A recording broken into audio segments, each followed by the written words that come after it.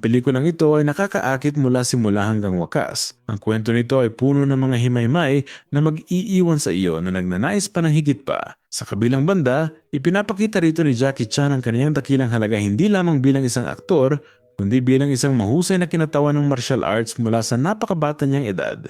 Mga spoiler sa hinaharap, mag-iingat. Mag-iingat, ang pelikula ay nagsisimula sa ilang malalakas na guro ng kung fu at isang kabataan na nagngangalang Tommy na lumilitaw at hinahamon silang makipaglaban sa kanya. Natalo niya ang mga ito ng isa-isa.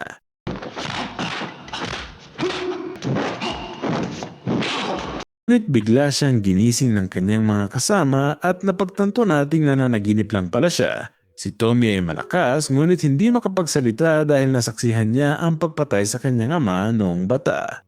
Pumupunta si Tommy sa paaralan ng martial arts upang matuto ng kung fu at ipaghiganti ang kanyang ama. Napakahirap ng pagsasanay at kinakailangang mag-ensayo ni Tommy sa ilalim ng araw-araw. Isang araw sa isa sa kanyang mahihirap na pagsasanay, binigyan sila ng guro ng mga sapatos na bakal. Pinaliwanag niya na sa paggamit nito, malilinang nila ang malakas na puwersa at katatagan. Bukod pa rito, kapag nasanay na sila sa bigat nito at itinigil na ang paggamit, mararamdaman nilang magaan sila na parang mga balahibo at papayagan silang maging mas maliksi at mabilis. Inapunta niya sila sa ilog upang punuin ang kanilang mga timba at kapag puno na ang mga ito, dapat silang umakyat sa isang matayog na lugar habang pasa ng mga ito nang hindi natatapon. Ang lugar na dapat pagdalhan ng tubig ay napakataas, kaya naman ang kalahati ng tubig ni Tommy ay natapon sa gitna ng biyahe. Nagsumikap si Tommy ngunit napagod siya at nahulog sa hagdan. Pagkatapos noon, lumitaw ang isang guro at sinabi kay Tommy na kailangan niyang magsumikap pa o palalayasin siya sa paaralan. Humingi ng tawad si Tommy at ipinagpatuloy ang kanyang pagsasanay. Pagdating sa kanyang destinasyon, lumitaw ang isang guro at nagbiro sa kanya dahil ito ay lasing.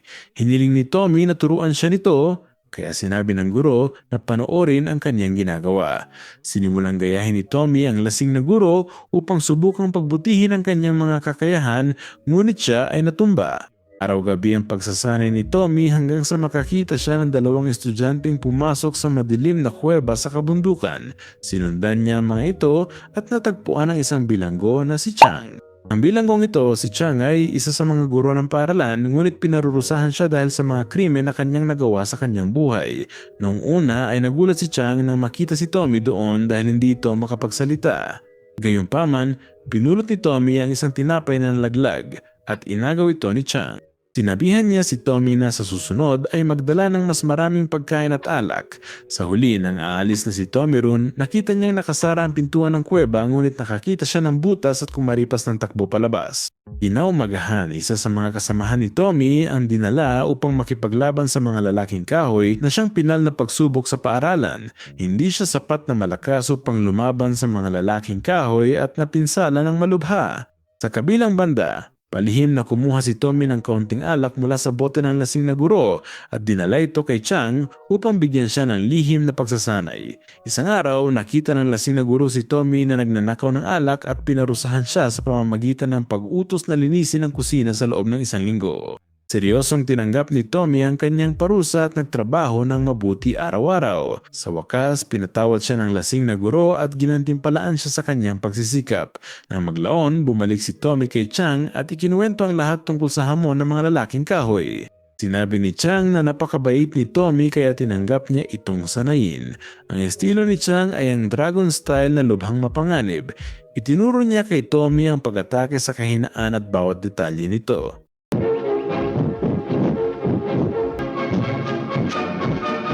Sa isa pang eksena, nagsasanay si Tommy ng estilong dragon ng palihim upang walang guro ang magbabawal sa kanya na gamitin ang teknik na iyon.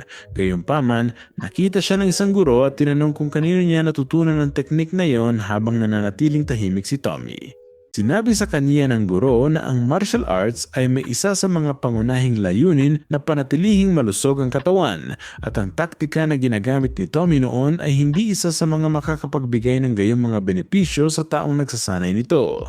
Inalok siya nitong turuan ng ibang taktika dahil nakita nito sa kanya ang isang mabuting tao na kailangang gabayan. Sinimulang magsanay ni Tommy kasama ang guro, ngunit sabay nito ay patuloy niyang sinanay ang estilong dragon.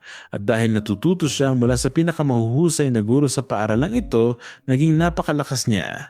Isang araw, nakita ni Chang na handa na si Tommy na sumabak sa hamon ng mga lalaking kahoy. Nagbigay si Chang ng mensahe kay Tommy at hiniling na ibigay ito sa isang lalaki na nagngangalang Tang na naninirahan sa lungsod na ito. Pagkatapos ay nagtungo si Tommy sa hamon ng mga lalaking kahoy at lahat ng mga estudyante at guro ay nakatayo upang panoorin ito. Pumasok si Tommy sa isang madilim na silid at nakakita ng isang pasilyo kung saan nakikita lamang niya ang mga naturang lalaking kahoy na nakakadena sa mga dingding. Sinimulan ni Tommy ang hamon at pagpasok niya. Nagsimula na ang mga ito sa pagdalaw at mabilis na pagsuntok. Ginamit niya ang estilong dragon at phoenix para maiwasan ito. Mahirap man, nalampasan niya ang lahat.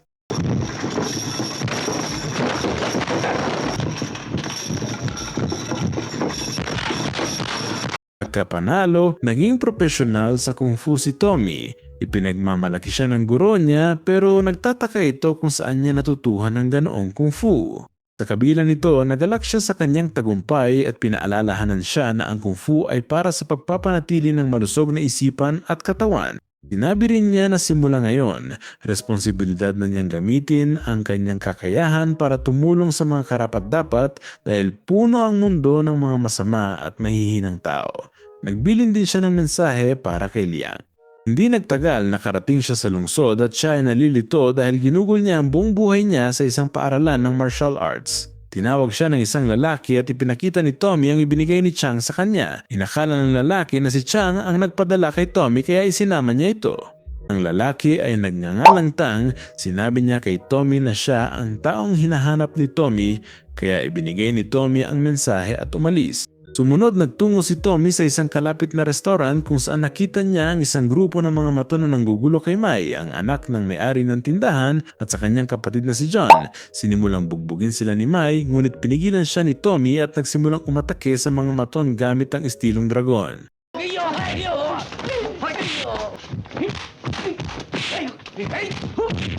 Sa susunod na eksena, kinuha ni Tang ang sulat at ibinigay ito sa pinuno ng mga Green Dragon.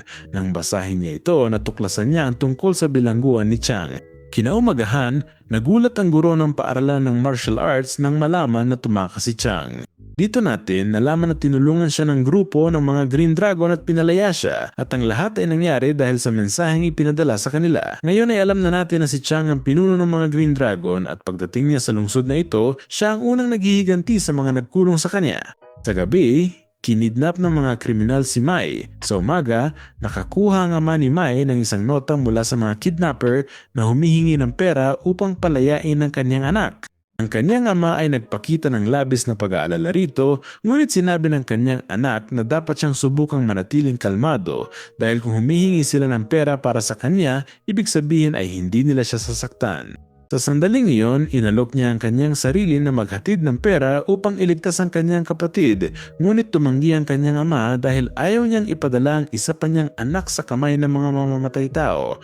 Nang makita ito, inalok ni Tommy ang kanyang sarili na samahan si John. Sa daan, nakita nila si Chang na nakikipaglaban sa mga guro ng paaralan ng martial arts. Si Chang ay may kakayahang harapin sila, ngunit mas marami ang mga ito sa kanya.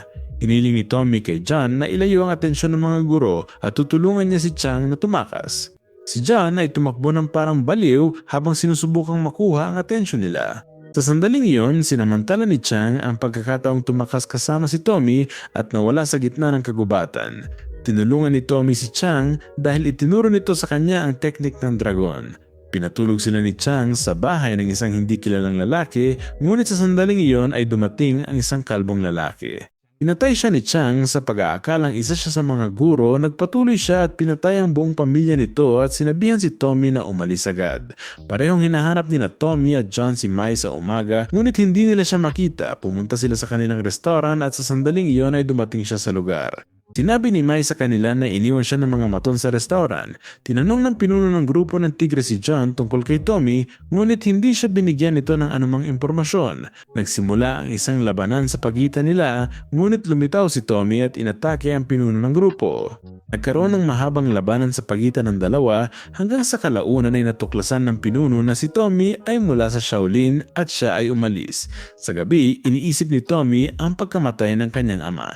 Kinaumagahan, ibinigay ni Tommy ang sulat na natanggap niya mula sa guro kay Liang. Ngayon ay ikinuwento sa kanya ni Liang na si Chang ay kanyang estudyante noong una, ngunit pagkatapos ay ipinagkanulo siya nito at pumatay ng isang guro, kaya siya ay kinulong at pagkatapos noon, nagretiro si Liang dahil sa kalungkutang ito. Gayunpaman pinahusay ni Chang ang kanyang teknik na Lion Jiu. Pagkatapos, isang guro ng Shaolin ang lumapit at sinabi kay Liang na tumakas si Chang salamat sa kanyang grupo ng mga Green Dragon.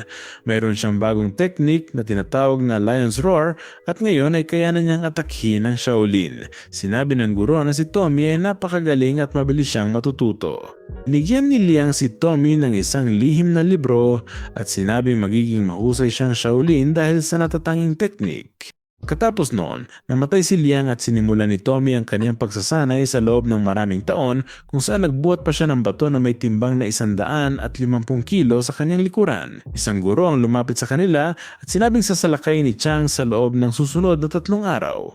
Sinabi ng guro kay Tommy na nakasalalay sa kanyang kinabukasan ng Shaolin at kayang talunin si Chang. Pagkatapos ay nakaharap nila ang pinuno, ang Tiger King, at sinabi niya sa kanya na 10 taon na niyang hinahanap ang pumatay sa kanyang estudyante na lumalabas na siya palang ama ni Tommy. Biglang lumitaw si Chang at nagsimulang makipaglaban sa pinuno ng grupo ng tigre. Sa gitna ng kanilang labanan, nakisali si Tommy at nagsimulang lumaban din. Narito ang sorpresang bahagi. Sa wakas ay nagsalita na si Tommy dahil natuklasan niya ang kanyang ama, ang taong pinatay ni Chang. Sinabi ni Tommy kay Chang na oras na upang ipaghiganti siya, kung saan nagsimula na silang maglaban. Ang grupo ni Chang ay dumating din upang labanan si Tommy, ngunit nagawa niyang talunin ang lahat ng mga ito. Ginamit ni Tommy ang lahat ng teknik na natutunan niya mula kay Chang at pinatumba ito, ngunit sa huli ay sinabi ni Tommy kay Chang na itinuturing pa rin niya itong kanyang tagapagsanay. Sinabi ni Tommy na kung babalik si Chang sa pagiging Shaolin ay kakalimutan na niya ang kanyang paghihiganti. Gayunpaman, walang interes si Chang na bumalik kaya ipinagpatuloy niya ang pag-atake at sa pagkakataong ito ay nakaiwas si Tommy sa pag-atake at nagawang talunin si Chang. At ganyan, nagtatapos ang napakagandang pelikula. Ang aral ng kwento ay ikaw na ang sumulat sa mga komento at ang pinakamaganda ay ipipin. Huwag kalimutang mag-subscribe, i-activate ang mga notifikasyon at mag-iwan ng like upang makatulong sa channel. Salamat sa panonood.